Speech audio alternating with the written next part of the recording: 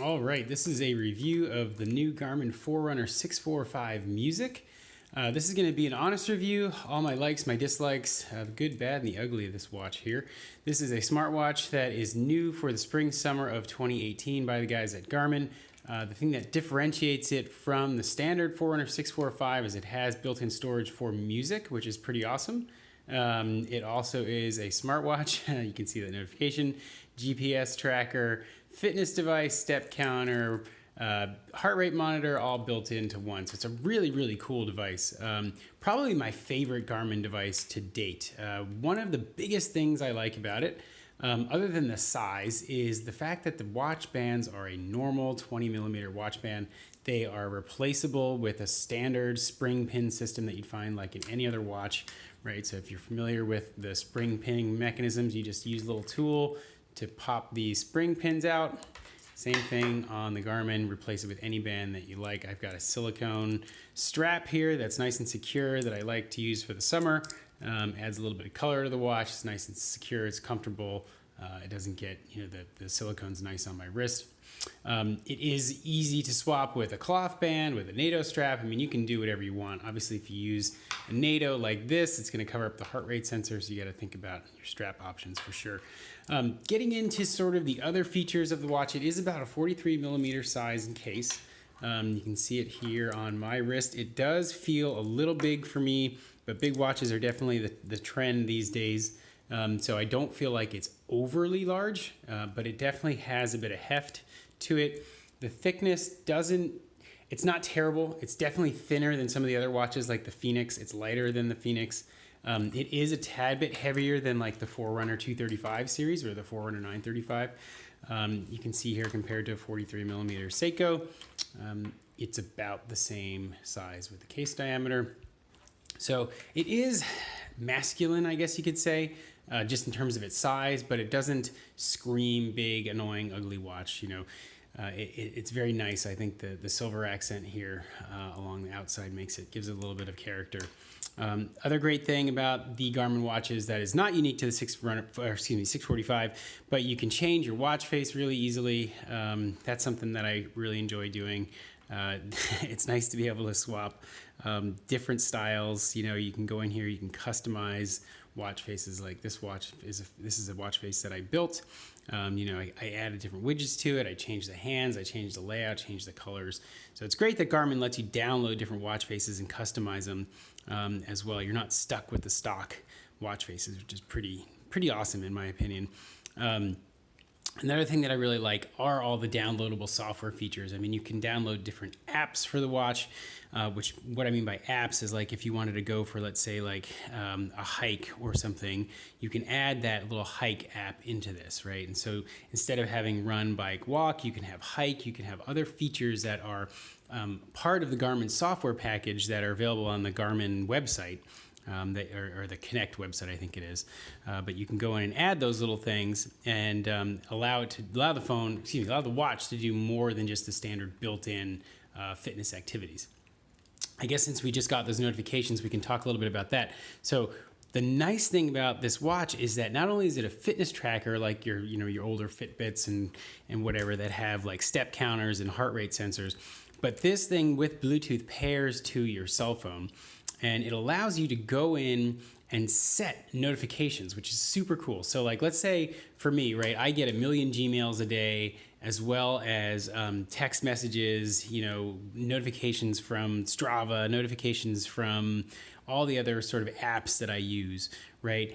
And some of those I don't want to be notified about. Like, I don't care what emails I get. I'll just look at my email later. But if I do get a text or a Facebook message like that, I can go in and I can see it. Right, and I can look through my messages here, and I can read what exactly is going on, but I don't have to have those messages. I can get a different message. I can get a unique notification that's only for, let's say, my texts and my phone calls, but not from things like email, or Facebook or whatever. So that's pretty awesome. Getting into the music feature, which is probably one of the most unique features about this watch, it does have, I think, 250 megabytes of onboard storage, so it's not a ton. And you only are allowed to transfer songs that you own and have the DRM rights to this watch. And you have to do that transferring through the Garmin app. on your computer. And so it does require you to plug the watch in, and then it'll sync a playlist, whatever playlist you set, right? So for example, let's say I have a Garmin playlist. I can drag my songs over to that playlist and then sync it to the watch. Downside is, like I said, you have to own the songs. I don't believe it works with iTunes Match. I don't believe it works with any sort of downloaded, pirated music. So you have to have ownership of those songs. It also has the great feature of working with iHeartMedia, and I think iHeartRadio is the online sync version that you can do with this watch. Since it does have Wi-Fi built in, you can actually sync it over the air to iHeartMusic. And the annoying thing about that is iHeartRadio kind of sucks with the songs that they have. So when I went through this and I tried to build a playlist, I had a really hard time finding music that I actually liked to sync to my watch. So keep that in mind. It does not have any working with Spotify just yet, or like iTunes Music, Apple iTunes Match, any of that stuff. It's just iHeartMusic right now. So it's another thing you'd have to pay for, right? It's $10 a month. It's another thing that may not work for you if you're not really into iHeartMusic, and it's something that doesn't have the songs that you want. So just keep that in mind. One of the negatives about the music on this watch is it is Bluetooth to your headphones, and the Bluetooth distance from the phone to your headset has to be pretty close. Like, I wear my watch on my left wrist, and my Bluetooth sensor is on my right earlobe. And so when I run, if I have the dog and I'm holding the dog leash, it'll occasionally drop out. Like, it'll occasionally get funky. You can hear like little chips in the sound because the watch is too far away from from the receiver in the headphones. So that was a little annoying. It does have a little vibration feature that you can probably hear as time goes on. So you have when you get notifications, not only does it make noise potentially, but it also can vibrate. The backlight is really great. It's a fully illuminated background, so it's not like the light bulb that used to be down here like in the old Forerunners. It does have a ton of awesome stuff. Built-in software is really great. It is definitely a geeky watch in terms of, like, you can dive into so much data with this stuff. Like, you can customize this thing to your heart's desire.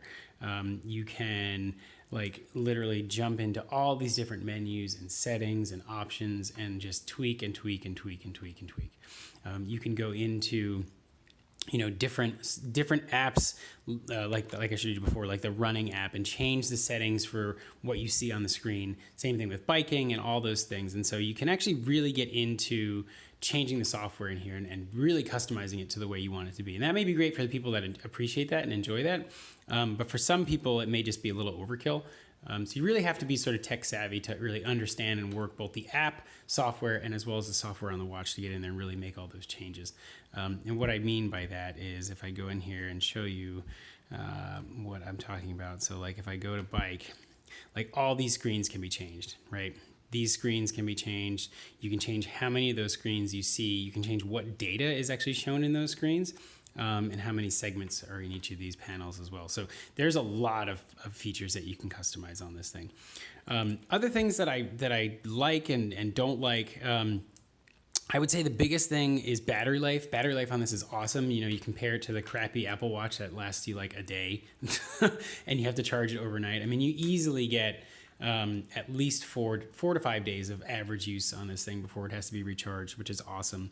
I actually did use it yesterday on that last activity I showed you there, that bike ride that I went on. It lasted with GPS on over 14 hours, which was pretty awesome. So we did a pretty epic ride. We did like 11 hours of riding, and more than that of stopping. So the watch held up the whole time. And lasted all day long. So that was pretty awesome that could work. A lot of other people's Garmin's and phones died, but this watch held up the whole day, which was pretty amazing. Other things to think about: the watch does work with ANT Plus devices, which is pretty cool. So if you have chest straps that have a heart rate on there, you can pair them to that. So it's neat, neat that it's a very technologically advanced piece of equipment too. It's not just a beginner watch. So it should help fitness people, whether they're new to activities or they're just getting into it or they've been around forever, and you want a powerful piece of hardware on your wrist. Check out the Garmin 645 Music. Hopefully you guys have enjoyed this video. Thanks again for everything. Rate, comment, and subscribe, and we'll see you next time.